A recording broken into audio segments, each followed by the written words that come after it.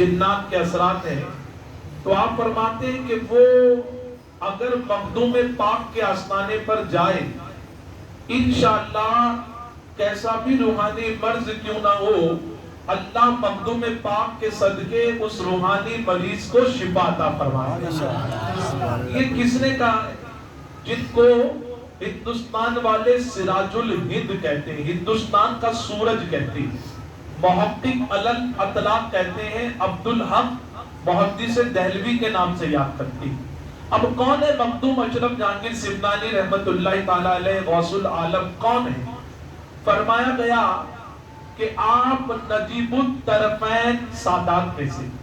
نجیب الطرفین سادات مطلب کیا ہوتا ہے؟ کہ والد اور والدہ دونوں کی طرف سے جو سجرہ ہے وہ سلسلے وار مولا علی تک اور وہاں سے ہمارے نبی تک پہنچتا ہے۔ یعنی آپ والد کی طرف سے بھی سادات ہیں اور والدہ کی طرف سے بھی سادات ہیں۔ آپ کے والد کا نام جو کہ سمنان کے بادشاہ تھے، سلطان تھے، وہاں کے تخت پر بیٹھ کر حکومت کیا کرتے تھے، جو آپ کو اپنے بزرگوں سے آبا اور اجداد دادا پردادا سے ہوتے ہوئے آپ کے والد سے ہوتے ہوئے آپ تک پہنچی تھی۔ آپ کے والد کا نام سید محمد ابراہیم نور بخشی رحمت اللہ تعالی۔ بادشاہ ہونے کے باوجود بھی آپ بڑے متقی اور پرہیزگار تھے، یہاں تک کہ ملتا ہے کہ آپ تخت پر بیٹھ کر عدل اور انصاف کے ساتھ حکومت بھی کرتے، اپنی رعایا اپنی پرجا کو لے کر بھی چلتے، ان کا خیال بھی رکھتے، اور دیندار متقی اور اتنے بڑے عالم تھے کہ اپنے وقت کے بڑے بڑے علماء کی سینکڑوں نہیں بلکہ ہزاروں علماء کی آپ نے تربیت فرمائی۔ کون ہے وقت کے بادشاہ؟ یہ آج ہے، اگر 2 BHK 3 BHK والا ہے، بنگلے والا ہے، تو وہ صرف پیسہ گنے گا، نوٹ بنائے گا، بزنس کرے گا، لیکن دینداری اس کے اندر نہیں ہوگی، اور ہوگی تو بھی بس کہاں تک کہ وہ خود نماز پڑھ لے۔ کیا وہ علماء کی تربیت کر سکتا ہے؟ کیا وہ مبلغ بن کر لوگوں کو دعوت دے سکتا ہے؟ الا ماشاء۔ لیکن پہلے ہم مسلمانوں میں بادشاہ بھی ایسے ہوا کرتے تھے کہ وہ عام عوام کی یا طلباء کی نہیں بلکہ علماء کی تربیت فرمایا کرتے تھے۔ اور آپ کی والدہ جن کا نام حضرت سیدہ خدیجہ رضی اللہ تعالیٰ، حضرت سیدہ خدیجہ رضی اللہ تعالیٰ عنہ بھی بہت بڑی متقی تھی۔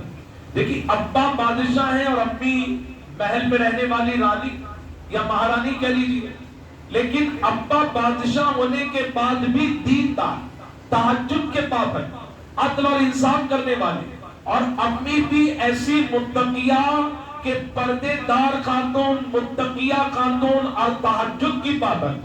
جب ماں باپ اس درجے پر پہنچتے ہیں تو اللہ انہی کی نسل میں مخدوم اشرف جہانگیر جیسی اولاد کو پیدا کرتا ہے۔ فرمایا گیا کہ آپ کے والدین کو اللہ نے 2 یا 3 بیٹیاں عطا کی تھی۔ کتنی بیٹیاں عطا کی تھی؟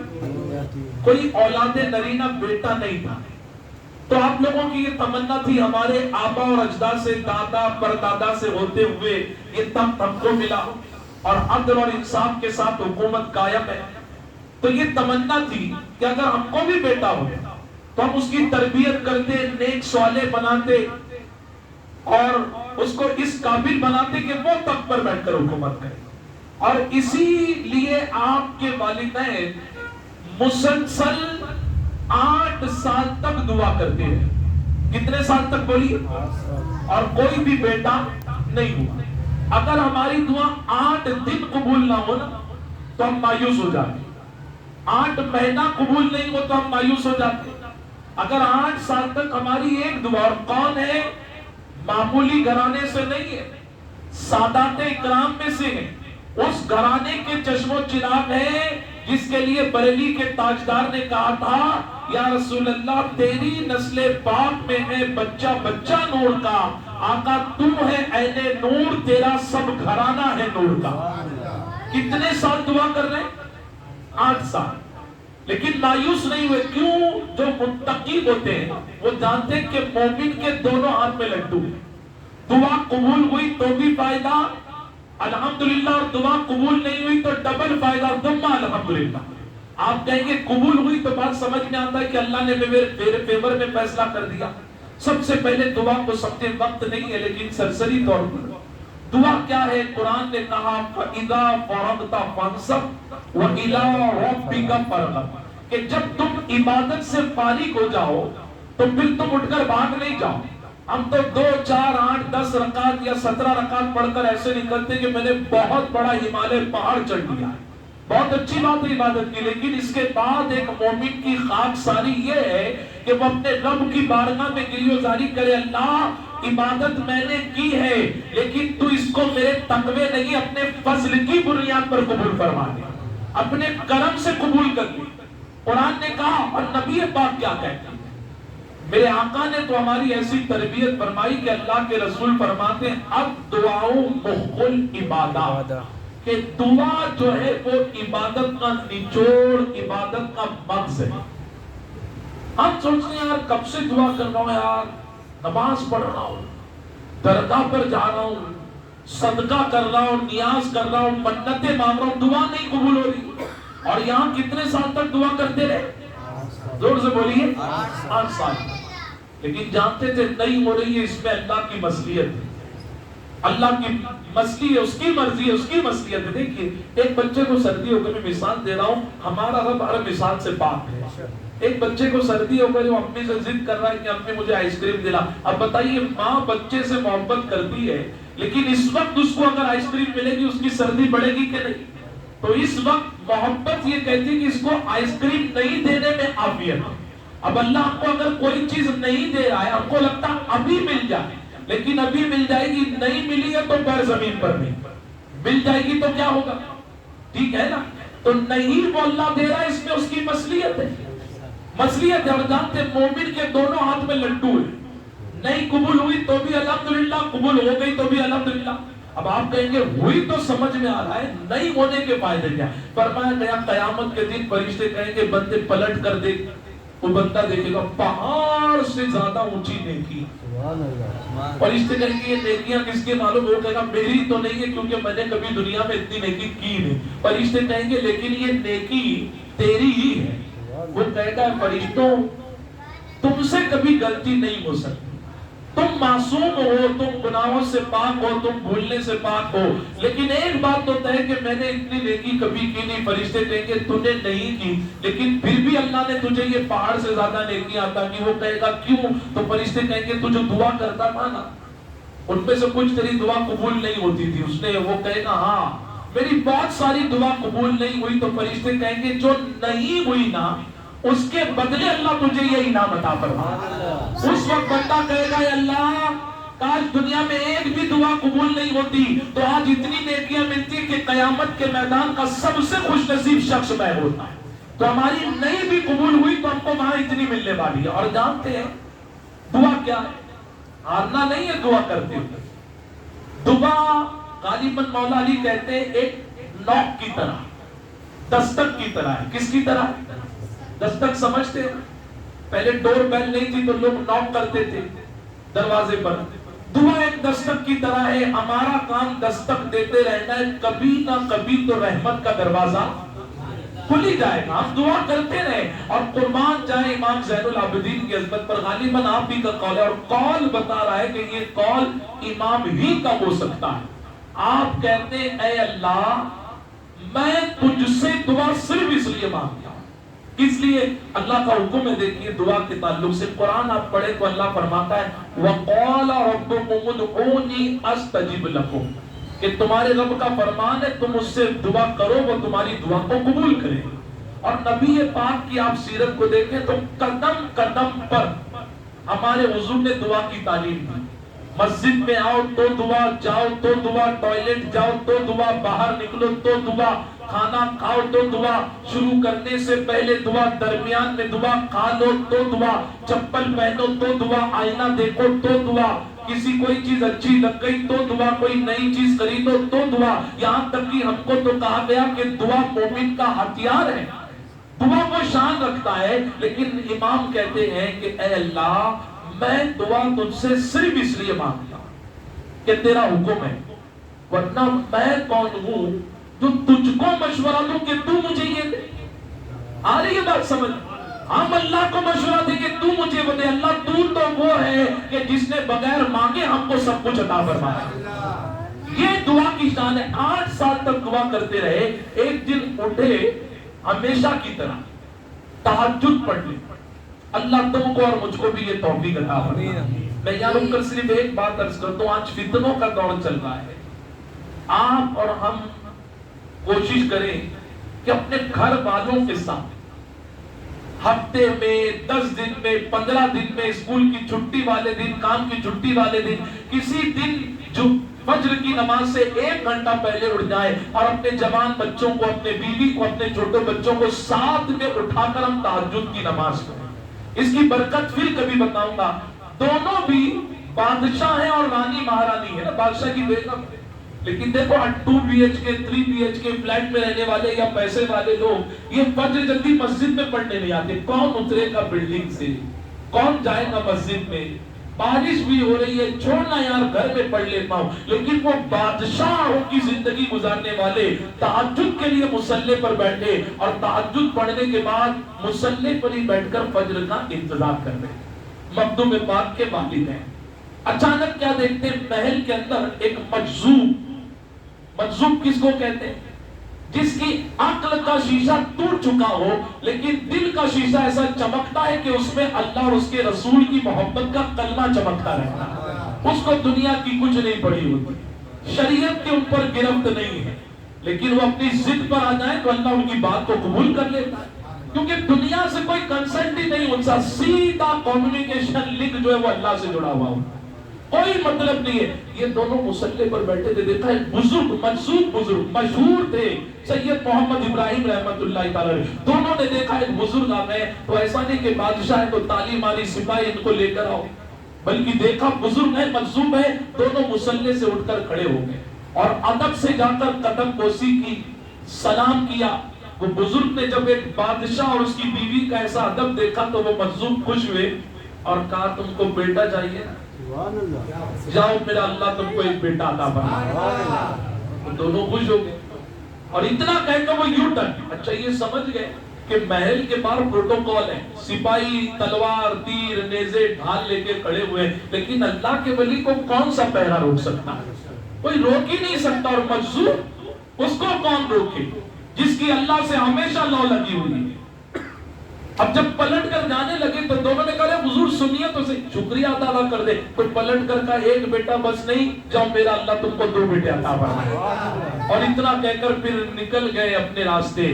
اور دنیا نے دیکھا کہ وقت آیا, آپ کی والدہ حاملہ ہوئی اور اللہ نے ایک نہیں 2 بیٹے مخدوم پاک کے والدین کو عطا فرمایا. جب مخدوم پاک کی ولادت ہونے والی تھی تو آپ کے والد کہتے ہیں کہ میں محو خواب میں تھا, حضور میرے خواب میں تشریف لائے اور حضور نے بشارت دی کہ میرے بیٹے تیرے گھر میں میرا بیٹا ہونے والا ہے, تو اس کا نام سید محمد اشرف رکھنا. کیا شان ہے مخدوم پاک کی. آپ کا نام بہت سے بہت مسجد کے امام صاحب یا پیر صاحب نے رکھا ہوگا, میرا نام میرے دادا دادی کسی خاندان والے نے رکھا ہوگا, لیکن مخدوم پاک کی شان پر قربان جائے کہ ان کا نام کسی اور نہیں بلکہ مصطفیٰ جان رحمت نے رکھا ہوا.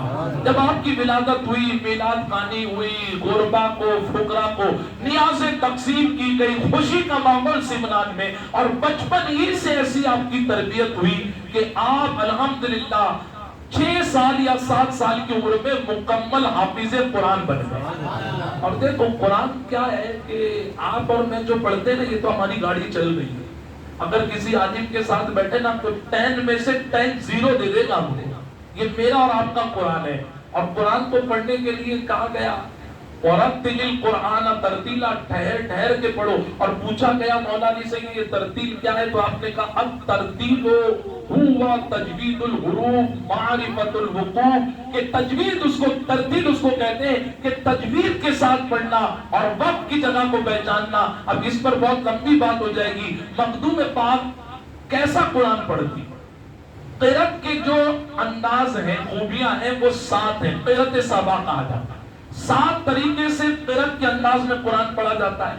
اور مخدوم پاک وہ رہے کہ اللہ نے وہ 7 طریقے ماہر اللہ نے آپ کو بنایا، ساتوں طریقے سے پڑھتے تھے، اور 14 سال کی عمر میں آپ کمپلیٹ عالم دین ہو گئے، کمپلیٹ عالم دین، علوم اور فنون کے ماہر۔ دیکھو حافظ بھی بنے، قرأت سبع کے ماہر بھی بنے، عالم بھی بنے، لیکن دوسری طرف کوالٹی کیا ہے؟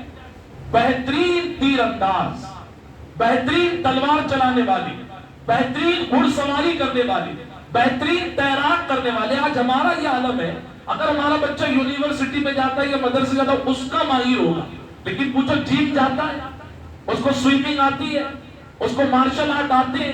نہیں آتے۔ اگر ہم اشرفی ہیں اور ہم ہیں، اگر ہم مخدوم پاک سے محبت کرتے ہیں تو ہمیں اپنے بچوں کو جہاں اسکول، کالج، یونیورسٹی، مدرسہ بھیجنا چاہیے، وہیں پر ان کی فزیکل فٹنس اور سیلف ڈیفنس کا ایسا ماہر بنانا چاہیے کہ وہ مارشل آرٹ کا بھی ماہر ہو، جم میں جائے تو اس کی فزیکلی فٹنس بھی بہت اچھی ہو، وقت آئے تو وہ سوئمنگ بھی کرے، وقت آئے تو وہ رائڈنگ بھی کرے۔ یہی سیرت میرے مخدوم ماہر کی لوگوں نے بیان فرمائی ہے۔ 15 سال کے آپ ہوئے تو آپ کے والد کا وصال ہو گیا۔ کتنے سال کے ہوئے تھے آپ؟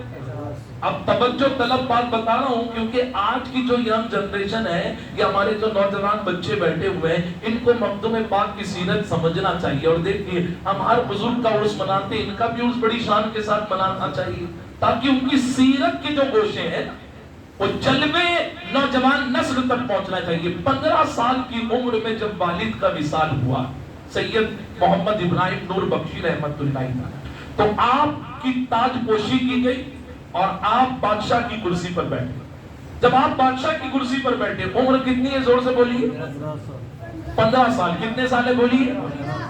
15 سال کے مخدوم اشرف، وقت کے غوث العالم بادشاہ کی کرسی پر بیٹھے، اور بادشاہ کی کرسی پر بیٹھ کر پورے سمنان کی بادشاہ کو چلا رہے۔ پڑوسی ملک کے بادشاہ کو پتا چلا کہ پڑوسی ملک سمنان کے بادشاہ کا انتقال ہو گیا، اور اس کا 15 سال کا بچہ جو ہے وہ کرسی پر بیٹھا ہے۔ اس نے سوچا موقع اچھا ہے، میں اٹیک کرتا ہوں، جنگ جیت جاؤں گا، میں اپنے ساتھ سمنان کو جوڑ لوں گا، اب تک تو ایک ملک کا بادشاہ ہوں، میں 2 ملک کا بادشاہ بن جاؤں گا۔ جب اس نے اٹیک کرنے کی پلاننگ بنائی اور یہ خبر مخدوم پاک کے وزراء تک پہنچی، سپہ سالار تک پہنچی، تو سب نے کہا حضور آپ فکر نہ کریں، آپ محل میں تخت پر بیٹھے، ہم میدان میں جا کر لڑیں گے۔ آپ نے جب یہ سنا تو اٹھ کر کھڑے ہو گئے اور کہا تم اکیلے نہیں جاؤ گے، سید محمد اشرف تمہارے ساتھ جنگ کے میدان میں چلے گئے۔ لوگوں نے کہا حضور آپ کو تجربہ نہیں، ابھی آپ تخت پر بیٹھے، عمر کم ہے۔ آپ مسکرا کر کہتے ہیں تم ابھی میرے تخت پر بیٹھنے کو مت دیکھو، میری عمر کو مت دیکھو، بلکہ میری رگوں میں دوڑنے والے مولا علی کے خون کو دیکھو۔ علی کے بیٹوں کا کیا کہنا، علی کے گھرانوں کا کیا، گھرانے کا کیا کہنا کہ ان کی اولاد جہاں پیدا ہوتی ہے وہیں شیر خدا معلوم دیتی ہے۔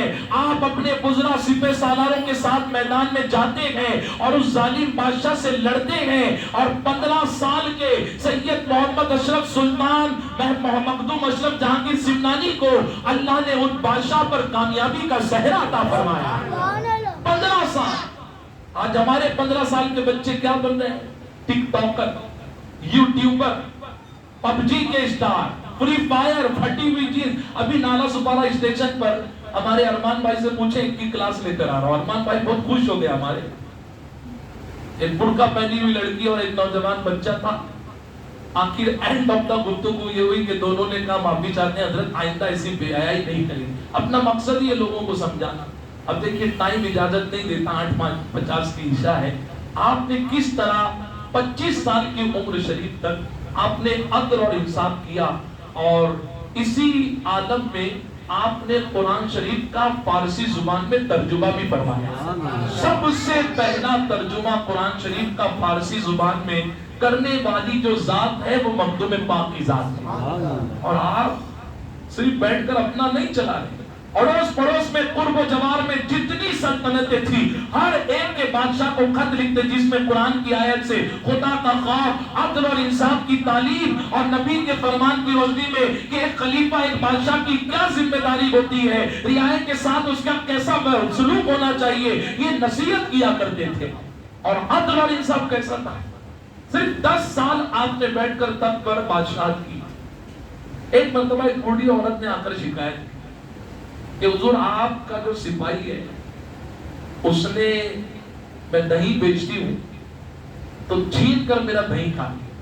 کبھی کہا حضور ابھی تھوڑی دیر پہلے سپاہی کو بلایا جائے. اب دیکھیے اگر پوری دنیا کے جو محکمے ہیں، بڑے بڑے محکمے ہوتے ہیں گورنمنٹ کے، پولیس ڈپارٹمنٹ ہوتا ہے، آر ٹی او ہوتا ہے، کرائم ڈپارٹمنٹ ہوتا ہے، بہت سارے ڈپارٹمنٹ ہوتے ہیں، ٹیکس ڈپارٹمنٹ ہوتا ہے، لیکن ہر جگہ یہ خبر آتی ہے کہیں نہ کہیں کرائم بھی ہے اور برائب بھی ہے. لیکن لوگ اگر اسلام کی تعلیم کو اپنائیں تو ریزلٹ کیا نکلے گا؟ فوراً ایٹ اے ٹائم آپ نے اس سپاہی کو بلایا، پولیس کانسٹیبل کو بلایا اور کہا کہ اس خاتون نے دعویٰ کیا ہے کہ تم نے اس کا دہی کھایا، پیسے دے دے. اس نے نہیں حضور میں نے دہی نہیں کھایا. اپنا سونوگرافی مشین ہے، نہ ایکس رے مشین ہے، نہ سی ٹی اسکین ہے، نہ ایم آر آئی کر سکتے ہیں، کیا کریں؟ آپ نے کہا کہ سچ کہے، پیسہ دے دے، بات ختم ہو جائے گی، معافی مانگ لے. نہیں حضور میں نے کھایا ہی نہیں، کھایا ہی نہیں میں نے. کہا ٹھیک ہے اب تو فیصلہ ہوگا. آپ نے خادموں سے کہا پانی لاؤ، اس کو پانی پلاؤ. اس نے ایک گلاس پانی پہ سوچا مجھے پانی پلانے، ایک گلاس اور پلاؤ، ایک گلاس اور پلاؤ، ایک گلاس اور پلاؤ اور پیا. اب کتنا آپ کی پانی پی؟ کب پینا تو پڑے گا. اب جب پانی زیادہ ہوا تو اس کو الٹی ہوئی، اور کیونکہ دہی ابھی ابھی کھایا تھا، جب الٹی ہوئی تو دہی بھی باہر آ گیا. اب جب دہی باہر آیا تو کہا تو نے دہی کھایا نہیں تو یہ دہی آیا کہاں سے؟ سمجھ رہے میرے بھائی؟ یہ 15 سال سے 25 سال کے درمیان کی عمر ہے، کرسی پر بیٹھے، مائنڈ اتنا شارپ ہے. اب کہا تجھے 2 سزا ملے گی، ایک تو اس بوڑھی خاتون کے دہی کے پیسے دے گا، اور دوسرا تجھے اپنے عہدے سے معزول کیا جائے گا، تاکہ لوگوں کو نصیحت ملا. اگر کسی نے کرائم کیا، برائب کیا، تو اس کی کوئی گنجائش مخدوم پاک کی سلطنت میں اور ان کے محکمے میں نہیں ہے. اس سپاہی کو اپنے منصب سے خارج کر دیا. ایک شخص آیا آپ کے پاس اور آنے کے بعد کہنے لگا حضور میں سفر میں تھا، 30-40 لوگوں کا گروپ تھا، قافلہ تھا، ہم سب تجارتی قافلے میں بزنس کے لیے جا رہے تھے. رات میں جب پڑا ہوا سوئے تو میرے پاس جو پیسے کی تھیلی تھی میں نے اس کو گانٹ باندھ کر اپنے پاس رکھا، لیکن نیند کی آگوش میں گیا تو پتہ نہیں قافلے والوں میں سے کون تھا جس نے میرے پیسے کی تھیلی چرا. کیا کروں حضور؟ میری زندگی بھر کا سرمایہ تھا، میں صبح اٹھ کر سب کو اللہ کا واسطہ دے رہا ہوں کہ میں خسارے میں چلے جاؤں گا، میری زندگی تباہ ہو جائے گی، میرے پیسوں کی تھیلی دے دو، میں ناراض نہیں ہوں گا، میں معاف کر دوں گا. اللہ اکبر. اس نے کہا حضور کوئی ماننے کے لیے تیار نہیں. آپ نے کہا فکر مت کر. سپاہیوں کے ذریعے جتنے 30-40 لوگ تھے سب کو بلایا، سب کو کہا باہر کھڑے رہو، اس کو کہا تو یہاں کھڑے رہو، اور سپاہیوں سے کہا ایک ایک کر کر جب آواز دی جائے بھیجنا. آیا ایک شخص، آپ نے اس کے سینے پر ہاتھ رکھا، کہا جا. دوسرا آیا اس کے سینے پر ہاتھ رکھا، جا. تیسرا آیا، چوتھا آیا، پانچواں آیا، کئی ایک آئے، اور جب ایک کے سینے پر ہاتھ رکھا کہا سپاہیوں پکڑو اس کو، یہی چور ہے. وہ تو پریشان، نہیں کہا تو چور نہیں ہے، میرے پاس دلیل ہے تو چور ہے. اب اس کے ہوش اڑ گئے، وہ گھٹنے پہ گر گیا، حضور معاف کر دے، معافی دے دیجئے. معافی کہا معافی پہلے اس کا پیسہ لوٹا. اب سب ہو گیا، معافی تلافی سب، اس کا پیسہ دے دیا، اس کی سزا مقرر ہو گئی. لوگ پریشان کہ حضور آپ نے یہ سینے پہ ہاتھ رکھ کر کیسے پتا کیا کہ یہی چور ہے؟ اب دیکھیے میچورڈ جو پرسنالٹی ہوتی ہے نا ان کے پاس سائیکولوجیکل بھی ہنر ہوتا ہے. آپ نے کہا جب لوگ آئے میں نے سینے پر ہاتھ رکھا، جس نے چوری نہیں کی تھی اس کو کیا کرتا، لیکن جس نے چوری کی تھی اس کے دل میں بھی چور تھا نا. میں نے سب کے سینے پر ہاتھ رکھا تو دل نارملی جیسا ہارٹ بیٹ چلتی ہے ویسا ہی دھڑک رہی تھا، لیکن جب چور کے دل پر ہاتھ رکھا تو دھڑکنیں نارمل نہیں بلکہ تیزی سے دھڑک رہی تھی، کیونکہ اس کے دل میں چور تھا. اس کی تیزی کی دھڑکنے والی دھڑکن نے بتا دیا کہ پیسوں کی تھیلی اسی نے چرائی ہے، اور میں نے اپنے ہنر سے اپنا داؤ چلا اور اس نے اپنی چوری کو قبول بھی کر لیا. یہ اور پھر جب 25 سال کے ہوئے تو پھر خضر علیہ السلام نے بشارت دی کہ آپ کو تخت پر بیٹھ کر خدا کا وہ قرب نہیں ملے، تو آپ نے سلطنت کو ترک کیا. اسی لیے دنیا انسانیت میں 2 بادشاہ ایسے ہیں جنہوں نے اللہ کے لیے تخت کو چھوڑا. ایک حضرت ابراہیم بن ادھم رضی اللہ تعالیٰ اور دوسرے تاریخ السلطنت. یہاں رک کر ایک بات بتاؤں, آج کل یہ جو واٹس ایپ یونیورسٹی کے اسٹار جو ہیں کہ مسلمان ہندوستان پر قبضہ کرنے آیا, یہ کرنے آیا, ان سے کہو میرے بھائی یہ بات جا کر کسی اور کو بولو, ہم سچے مسلمانوں کو مت بولو. ہم تو وہ ہیں کہ سمنان کی بادشاہ کو ٹھوکر مار کر کچوچا ایودھیا کے پاس, اکبر پور کے پاس کچوچا کی سرزمین کی مٹی کو پسند کیا. آپ کہیں گے یہ کیا بات ہوئی؟ وجہ یہ تھی مخدوم پاک بتانا چاہتے تھے تخت پر بیٹھنا یہ ہم کو پسند ہے, لیکن ہندوستان کی مٹی اللہ اور اس کے رسول کو پسند ہے, اور ہم اللہ اور اس کے رسول کی پسند پر اپنی پسند کو قربان فرما دیتے ہیں. لا کر بتاؤ پورے ہندوستان والوں کے کوئی بادشاہ ہے جس نے اپنے تخت کو ہندوستان کے لیے چھوڑا ہے؟ اگر کوئی ہے تو دنیا اس کو سلطان غوث العالم سید مخدوم اشرف جہانگیر سمنانی کے نام سے یاد کیا کرتے ہیں. پھر آپ نے بہت لمبا سفر طے کیا. ان شارٹ سفر کرتے کرتے کرتے کرتے کرتے آپ end of the line Ayodhya Kichhauchha Sharif پہنچے. بہت دین کی تبلیغ کی, درس کے ذریعے, کتابت کے ذریعے, خدمت خلق کے ذریعے. جب آپ واعظ اور نصیحت کرتے تھے, دیکھیں واقعات تو بہت ہیں, لیکن یہ واقعے کو بتا کر اپنی بات کو کریں. تھکے تو نہیں ہے نا آپ لوگ؟ نہیں. انٹرسٹ آ رہا ہے تو محبت سے کہیں الحمدللہ. چلو اللہ کا شکر. آپ لوگ جانتے ہیں میں آتا ہوں تو بتاتا بھی نہیں ہوں کہ میں آنے والا ہوں, لیکن کیونکہ مخدوم پاک کی بات تھی اسی لیے ہمارے امجد بھائی نے امیج بھی بنا دی, ورنہ میں تو سسپینس میں رکھتا ہوں. کیونکہ لیکن کیونکہ فقیر کی عادت ہے, لوگ میرے نام سے نہیں آئے, اللہ کے دین کے نام سے آئے, ورنہ میں آتا ہوں تو پھر رنگت آپ دیکھتے. تو جب آپ بیان کرنے لگتے درس حدیث, درس قرآن, تفسیر, تو جہاں لوگوں کا ہجوم ہوتا وہیں آپ کے بیان میں ایک بلی آتی ہے.